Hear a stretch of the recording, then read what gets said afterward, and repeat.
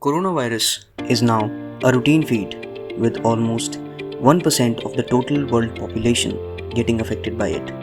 It is now the biggest pandemic of all time.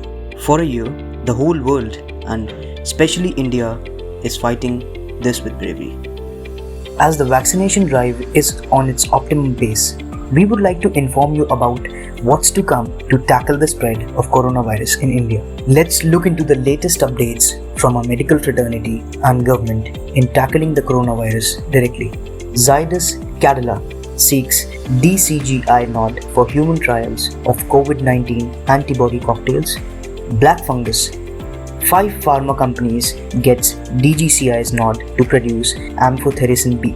Government licenses 5 more manufacturers to make drugs to treat black fungus as well. Roche's COVID-19 antibody cocktail launched in India at Rs 59,750 rupees per dose. Rise in black fungus cases leads to near 3-fold increase in amphotericin B demand. DRDO's anti-COVID drug 2DG launched.